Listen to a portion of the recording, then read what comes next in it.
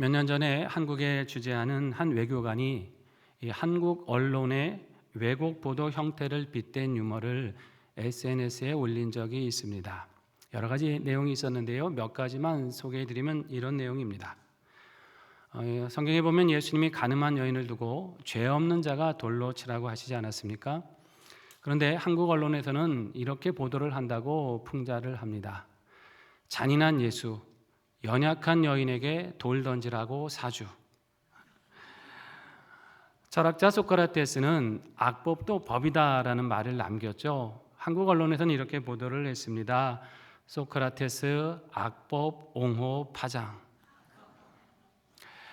유명한 교육가인 윌리엄 클라크라고 하는 사람이 있죠. 소년들이여 야망을 가져라, 이제 이런 말을 남겼어요. 근데 한국 언론에서는 이렇게 보도를 합니다. 클라크, 소년들에게만 야망을 가지라고 심각한 성차별 발언. 고려시대 최영 장군은 어떤 말을 남겼습니까? 황금을 보기를 돌같이 하라고 하는 말을 남겼어요. 근데 한국 언론에서는 이렇게 보도가 돼요. 최영, 돌을 황금으로 속여 팔아 거액 챙긴 의혹. 그런가 하면 임진왜란의 영웅 이순신 장군이 죽으면서 마지막 말을 남겼죠. 나의 죽음을 아무에게도 알리지 말라고 하셨어요.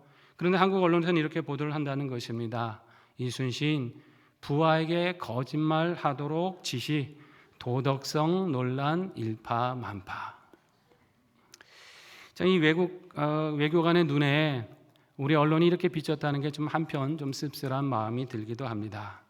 그만큼 언론은 어때야 됩니까? 사실대로 정확히 보도를 해야 되고요. 국민들에게 신뢰를 주어야 한다는 교훈입니다. 참 만일 누군가가 이렇게 왜곡된 보도로 손해를 보거나 고통을 겪는다면 여러분 이게 어떻게 될까요? 참 불의한 거 아닙니까? 여러분 살아가시면서 혹시 내 의도와는 다르게 이런 오해와 왜곡된 말을 들어보신 적이 있으세요? 나는 좋은 의도로 말하고 행동했는데 그것을 나쁜 의미로 왜곡하고 비난한다면 여러분의 마음이 어떨까요? 너무 속상하고 힘들지 않겠습니까? 그런데 우리 예수님을 보면 종종 이런 일들을 겪으셨어요. 예수님은 하나님의 아들로서 선한, 정말 하나님의 뜻대로만 일을 행하셨죠. 그런데도 사람들은 그분이 하나님이 보낸 자가 아니라고 배척을 합니다. 병든 자를 고치시고 귀신 든 자를 쫓아내는 정말 그런 이적을 행하셨음에도 그분을 인정하지를 않았어요. 그러면 그분을 누가 이해했을까요? 가족들이 이해를 했겠습니까? 말씀을 보니까 그렇지 않은 것 같아요. 본문 21절에 보면 이런 말씀이 있죠. 함께 읽어봅니다. 예수의 친족들이 듣고 그를 붙들러 나오니 이는 그가 미쳤다 하밀라라. 아멘. 한 번은 예수님께서 한 집에 들어가 가르치시는데 예수님의 가족들이 그를 붙들러 왔다고 말씀해요. 찾으러 왔다는 거죠. 이들이 찾아온 이유는 예수님이 어떻게 해요? 미쳤다라는 소문을 듣고 찾아왔다는 거예요. 여기 이제 붙들다는 표현이 있는데 강제로 끌고 간다 이런 뜻입니다. 그러니까 예수님이 미쳤다는 얘기를 믿었다는 거죠. 더 큰일 나기 전에 빨리 집으로 데려가야겠다 이런 마음으로 온 거예요. 미쳤다라는 표현이 있습니다만 이 말은 귀신이 들렸다라는 표현하고 같은 표현이에요. 예수님이 귀신 들렸다고 하는 이 말은요 사실 실제가 아니었죠. 이거는 바리새인과 서기관들이 거짓으로 왜곡된 말을 한 거예요. 귀신을 쫓아내는 일은 여러분 누가 하실 수 있는 겁니까? 하나님만이 하실 수 있는 일이죠. 사람이 할 수 있는 영역이 아니에요. 그런데 그렇게 귀신을 쫓아낸 것을 하나님의 역사로 인정하지 않고 바알세불의 도움을 받았다. 귀신의 왕의 힘을 빌어서 그런 것이라고 예수님의 사역을 왜곡하고 비난했습니다. 여러분 바알세불은 당시 시리아인들이 섬기는 우상인데 파리들의 왕이다 이런 뜻이에요. 다른 말로 하면 그냥 귀신의 왕 사탄이다라는 뜻입니다. 여러분 사탄이 하는 일이 뭡니까? 사람을 살리는 일일까요? 그렇지 않죠. 사람을 무너뜨리는 일이에요. 거짓말하고 속이고 미혹해서 사람들을 진리에서 떠나게 만듭니다. 하나님을 믿지 못하게 만들어서 어둠에 거하게 하고 멸망으로 이끌어가는 게 사단의 일이에요. 그런데 예수님은 어떻게 행하셨습니까? 그 어둠에 있는 사람들에게 빛을 주셨죠. 진리를 모르는 사람들에게 생명의 길을 가르쳐 주셨습니다. 그리고 질병과 사탄의 권세에 얽매이는 사람들을 자유케 하심으로써 멸망할 수밖에 없는 인생들을 하나님의 자녀가 되게 하셨습니다. 누가 봐도 하나님의 일을 하셨어요. 자, 그런데 그 하나님의 일을 뻔히 보면서도 저거 사탄의 일이야, 저거 귀신의 왕의 힘을 빌은 거야, 이렇게 말한다면 여러분 이게 논리적으로 맞습니까? 말도 안 되는 모순이죠. 예수님도 그 점을 지적하십니다. 어떻게 사탄이 사탄을 쫓아내겠느냐? 나라가 서로 갈라져 분쟁하면 나라가 망하고, 집안 식구끼리 갈라져 분쟁하면 집안이 망하는 것처럼 사탄이 사탄을 쫓아내고 하면 그 나라가 망할 건데, 너희 말이 지금 이게 말이 되는 것이냐? 이 얘기를 하신 거예요. 왜 이 서기관들은 말도 안 되는 억지로 이렇게 왜곡을 하면서까지 예수님의 사역을 폄하하고 비난했을까요? 표면적으로 보면 예수님이 메시아라는 것을 믿지 못했기 때문이죠. 그런데 보다 그 내면을 깊이 들어가 들여다보면 그들 마음 자체가 악했기 때문이에요. 예수님이 누구신지 몰랐다고 할지라도 예수님이 하신 일이 선한 일인지 나쁜 일인지는 알 수 있지 않습니까? 그러면 옳은 것은 옳다고, 선한 것은 선하다라고 말하는 것이 정상적인 사람의 마음이죠. 그런데 선한 역사를 보면서도 이건 악한 거야, 이건 잘못된 거라고 말하면 이게 어떻게 된 걸까요? 하나님의 역사를 보면서도 귀신의 역사라고 말한다면 그 마음 자체가 이미 삐뚤어지고 잘못된 거 아닙니까? 결국 이들이 예수님을 이렇게 비방하고 그 사역을 사탄의 일이라고 왜곡한 것은 그들 마음이 악했기 때문이에요. 자신들의 속에 불의가 있었다는 거죠. 거짓이 있었다는 거예요. 자신들도 남을 속이고 빼앗고 남을 무너뜨리고 망가지는 모습을 좋아하는 그런 악한 면이 그 안에 있었다는 것입니다. 그러니까 선한 사람이 어떻게 해요? 좋아지는 게 아니라 불편해지는 거죠. 싫어지는 거예요. 예수님 하시는 일 보니까 자신들의 일이 부끄럽게 되는 거 아닙니까? 예수님이 자신들의 위선을 드러내기 시작한 거 아닙니까? 그러니까 그분을 미워하고 그분을 미워하니까 그분이 하시는 일까지 잘못된 것이라고 왜곡을 하는 거예요. 바리새인들이 예수님이 귀신 들렸다고 비난했지만 정작 사탄이 좋아할 만한 일을 하고 있는 건 누구였습니까? 자기 자신들이잖아요. 거짓으로 속이고 왜곡하고 진리를 가로막는 일, 이 사탄이 하는 일을 자신들이 하고 있었다라는 말입니다. 어디 서기관들만의 이야기겠습니까? 여러분, 세상에는 종종 이런 사람들이 있습니다.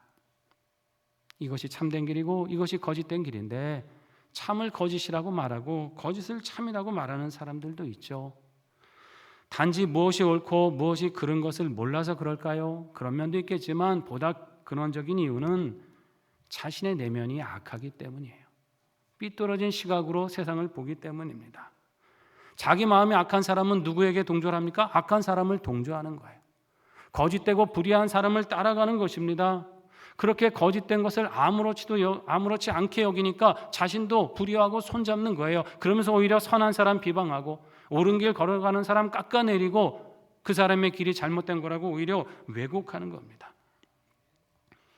여러분, 우리 믿음의 사람은 항상 이 하나님의 말씀을 따라 진리의 길을 사모하며 걸어야 될 줄로 믿습니다. 근데 여러분, 그 길 가다가 만일 세상 사람들이 그 나의 노력을 폄하하고 비방한다고 해도 여러분 이상히 여기지 마시기 바랍니다. 거짓과 불의에 익숙하게 살아가는 사람들은 진리와 의를 싫어하게 되어 있는 거예요. 우리는 오히려 그런 사람들 때문에 낙심할 것이 아니라 그럴수록 진리의 기준이 되시는 하나님의 말씀을 더 굳게 붙들어야 합니다. 하나님이 뭘 원하시는가? 내가 어떻게 기도하기를 원하시는가? 내가 어떤 행실로 세상에 도전을 주기를 바라시는가? 이렇게 말씀으로 우리를 점검하면서 그 길을 힘써 걸어가야 될 줄로 믿습니다. 그러면 하나님께서 우리의 걸음을 지켜주실 것입니다. 우리를 세상의 빛처럼 사용해 주실 거예요. 본문 27절에서 예수님은 자신의 사역을 왜곡하는 바리새인들을 향해서 이런 말씀을 주고 계세요. 같이 읽어보겠습니다. 사람이 먼저 강한 자를 결박하지 않고는 그 강한 자의 집에 들어가 세간을 강탈하지 못하리니 결박한 후에야 그 집을 강탈하리라. 아멘. 비유적인 말씀입니다. 여기 강한 자는 누구를 말할까요? 사탄을 말하는 거예요. 세간을 늑탈한다는 건 무슨 뜻입니까? 그 사탄의 권세를 묶고 쫓아낸다라고 하는 비유적인 말씀이죠. 사탄의 권세를 결박한 후에야 귀신을 쫓아내는 것이 가능하지, 사탄을 결박하지 못한 채로 귀신을 쫓아내는 일이 가능하겠냐? 지금 이 말씀을 하시는 것입니다. 그러니까 예수님 말씀은 너희가 내가 사탄의 힘을 빌어서 귀신을 쫓아낸다고 하지만은 그게 아니라 내가 사탄을 결박했기 때문에 귀신을 쫓아낼 수 있는 것이다. 이걸 지금 말씀하는 것이에요. 여러분, 이것이 우리 믿음의 사람들의 소망이고 힘인 줄 믿습니다. 타락한 세상 속에서 믿음 생활 한다는 게 참 쉽지만은 않아요. 어렵고 힘들 때가 분명히 있습니다. 그러나 여러분, 사탄은 이미 예수님에 의해서 결박당했습니다. 물론 사탄은 여전히 이 세상에서 큰 영향을 행사하고 있어요. 예수님과 무관한 사람들에게 사탄은 여전히 강한 자입니다. 그러나 예수 믿는 우리들에게는 더 이상 강한 자가 아닙니다. 예수님께서 그 권세를 다 묶으셨기 때문이에요. 따라서 우리는 어떤 상황을 만날지라도 위축되지 말고 더욱 담대한 믿음으로 살아야 됩니다. 이 땅에 거짓과 불의가 가득하고 정말 하나님을 대적하는 사상들이 가득하고 그들이 이기는 것 같아도 낙심할 필요가 없는 거죠. 그리스도께서 이미 다 그것을 결박하셨습니다. 여러분, 이 사실 믿고 담대히 신앙생활 하시기를 바랍니다. 우리와 이 세상을 위한 기도를 멈추지 마세요. 하나님이 이 불의한 땅에 선하신 역사를 이룰 것을 온전히 믿으면서 진리의 말씀 붙들고 순종하며 살아가시기를 바랍니다. 하나님께서 반드시 승리를 주십니다. 그러면서 예수님은 믿지 않는 그들을 향해 이런 말씀도 주고 계십니다. 본문 28절과 29절이에요. 같이 읽어봅니다. 내가 진실로 너희에게 이르노니 사람의 모든 죄와 모든 모독하는 일은 사하심을 얻되 누구든지 성령을 모독하는 자는 영원히 사하심을 얻지 못하고 영원한 죄가 되느니라. 아멘. 예수님이 두 가지 죄에 대해서 말씀하시죠.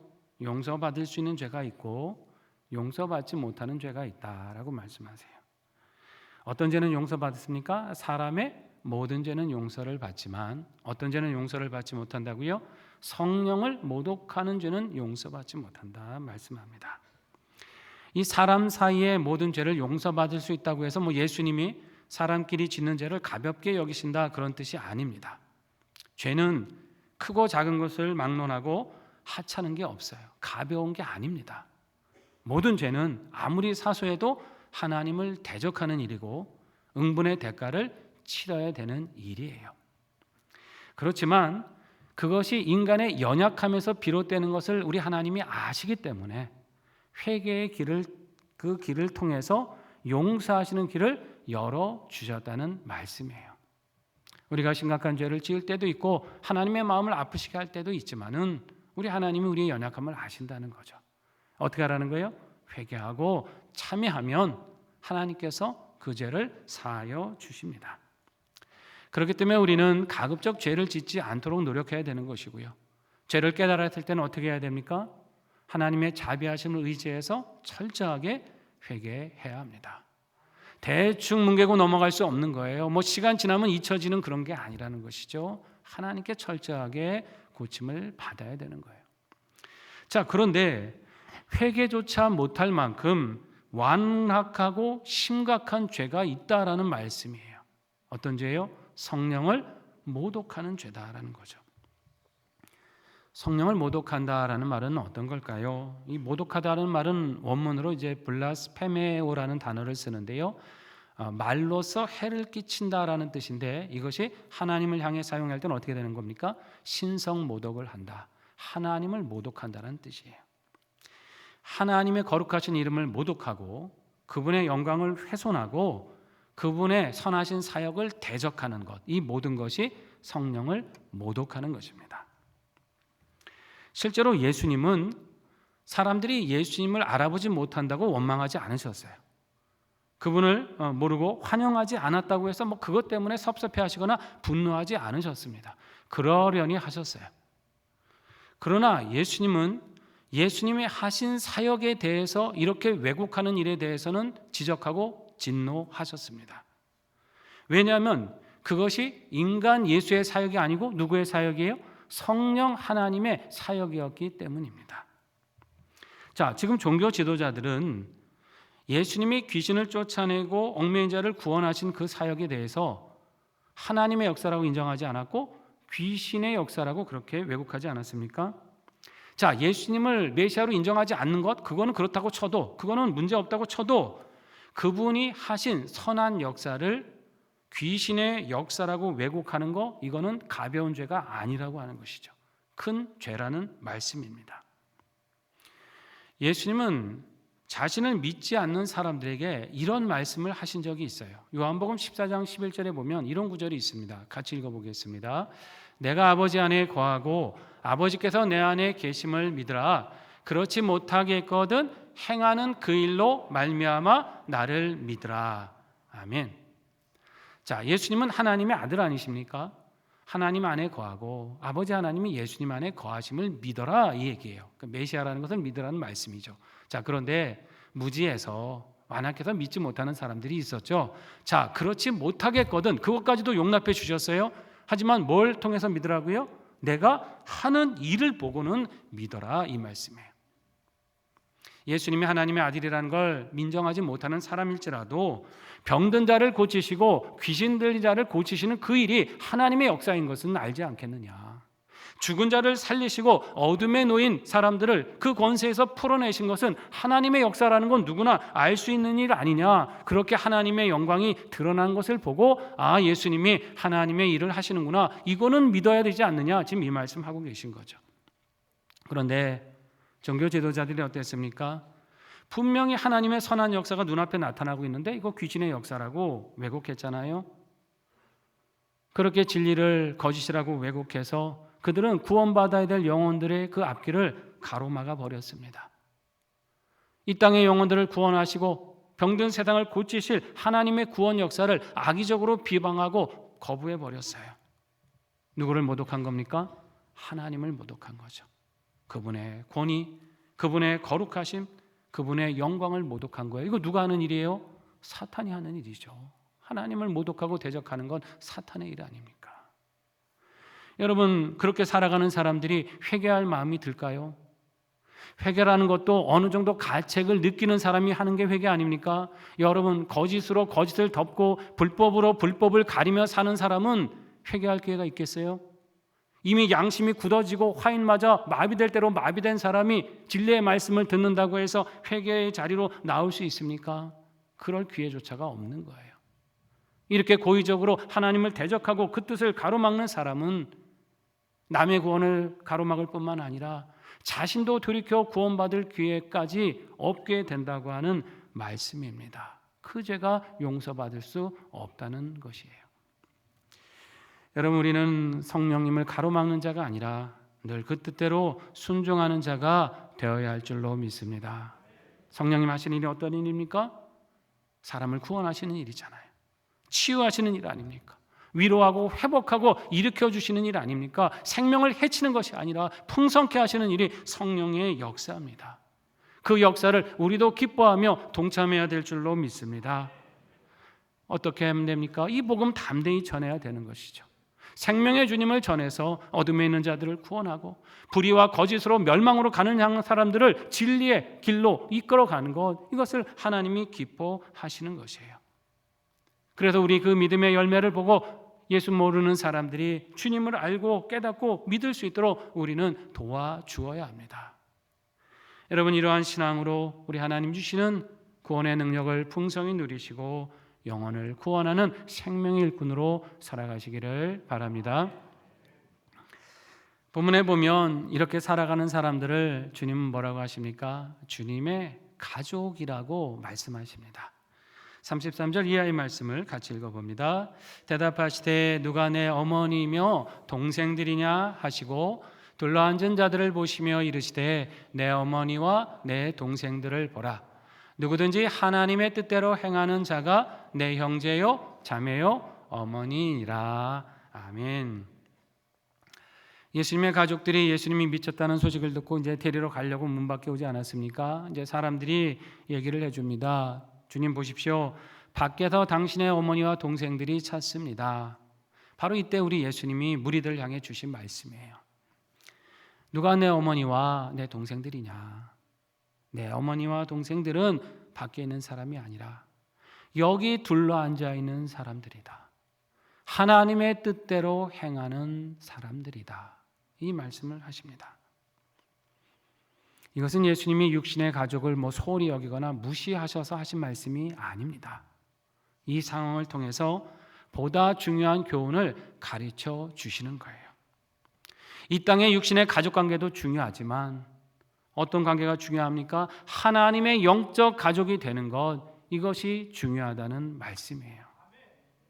여기 두 사람들이 대비되고 있지 않습니까? 하나는 어디 있어요? 밖에 있는 사람들이었고요. 하나는 예수님을 둘러앉아 있는 사람들이었습니다. 누가 하나님의 영적 가족입니까? 둘러앉아 있는 사람들이 하나님의 가족이라는 말씀이에요. 이들은 늘 하나님과 말씀에 가까이 있었다고 하는 것이죠. 주님 곁에서 그 말씀 듣기에 힘썼습니다. 종교 지도자들이 예수님을 미쳤다고 말하건 미친 사람을 쫓아다니는 무리들 역시 미쳤다라고 분명히 조롱했을 거예요. 그러나 개의치 않고 예수님을 주로 믿고 그 말씀을 경청했고 그 길을 따르게 힘썼습니다. 다시 말해 주님을 늘 가까이 하는 사람, 그 말씀을 늘 경청하는 사람, 들은 대로 행하고 순종하는 사람, 그가 하나님의 가족입니다. 여러분, 가족은 어떤 관계입니까? 모든 것을 나누는 관계, 생명도 나누는 관계가 아닙니까? 같은 가치관을 가지고 같은 목표를 향해 함께 격려하며 힘쓰는 관계가 가족입니다. 더 나아가 기쁜 일도 나쁜 일도 함께 겪는 운명 공동체가 가족이에요. 우리는 예수님을 인해 이 하늘의 생명을 나누어 받았습니다. 하나님의 가족이 되었어요. 이제 우린 여러분 어떻게 살아야 합니까? 우리는 늘 주님 곁에 둘러 있어야 합니다. 하나님의 뜻대로 행하며 살아야 합니다. 악한 시루, 그 세상이 다 그 길 따라간다고 생각 없이 따라가는 사람이 아니라 이 상황 속에 하나님의 뜻이 무엇인지를 적극적으로 찾고 구하며 그 길을 걸어가야 됩니다. 이 시대 속에 하나님이 뜻하시는, 품으시는 뜻이 무엇인지를 생각하며 그것을 나의 뜻으로 삼고 기도하는 사람, 하나님이 바라시는 바를 나의 소원으로 삼고 간절히 애통해하며 간구하는 사람, 그가 하나님의 가족입니다. 그렇게 해서 우리는 늘 말씀을 가까이 하고 주님과 동행하며 살아야 될 줄로 믿습니다. 신앙생활이라고 하는 것은 여러분 그렇게 쉬운 안식의 시간이 아니에요. 늘 영적 전쟁터입니다. 우리를 미혹해서 넘어뜨리려고 하는 사탄과의 전쟁이고, 우리로 진리의 말씀을 떠나서 그냥 타락한 문화에 타협하게 만들려는 세속과의 전쟁이에요. 나아가 우리로 하여금 이 열심을 내지 못하고 나태해지고 무기력해지려게 하려는 연약한 나 자신과의 전쟁입니다.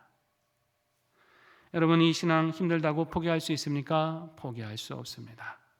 어렵다고 적당히 타협하며 갈 수 없습니다. 오히려 어렵고 힘들기 때문에 주님 주신 진리의 말씀을 붙들고 구원의 확신을 가지고 이 말씀대로 이 세상이 이루어지기를 기도하며 나가야 되는 것이에요. 그렇게 살아가면 사람들이 환영하지 않을 겁니다. 어쩌면 누군가는 미쳤다고 말할지 몰라요. 세상이 다 이렇게 가는데 저 사람들 저 미친 거 아니냐, 분명히 이렇게 조롱하는 사람들 있을 거예요. 그러나 여러분, 우리가 미치려면 제대로 미쳐야 됩니다.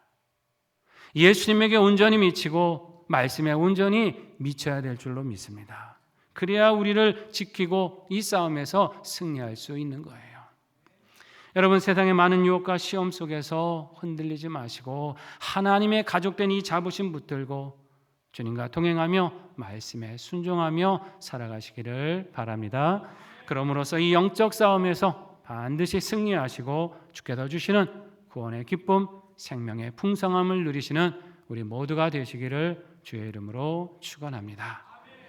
함께 기도하겠습니다. 말씀 의지하며 결단합니다. 하나님, 우리를 주님의 가족으로 불러주셔서 감사드립니다. 험한 세상 속에 낙심하지 아니하고 말씀 순종하며 진리의 길 깨닫게 하시고 믿음으로 영적 싸움 승리케 하여 주셔서 주께서 주시는 이 구원의 기쁨과 생명의 풍성한 능력을 누리게 하여 주시옵소서. 함께 결단하며 나아가겠습니다. 아버지 하나님, 은혜를 감사드립니다.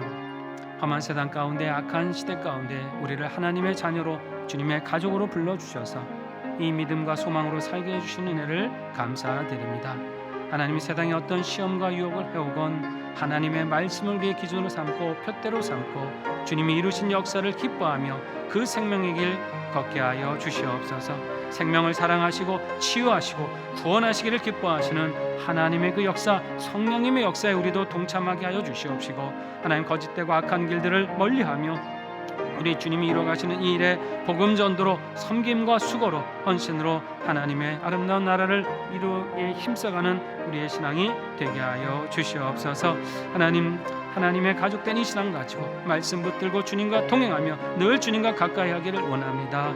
항상 그 곁에서 그 말씀 경청하고 그 말씀하신 대로 순종하여서 이 땅에서도 하나님의 뜻을 이루어드리고 하나님 기뻐하시는 그 영광 나타내는 자녀들로 살게 하여 주시옵소서.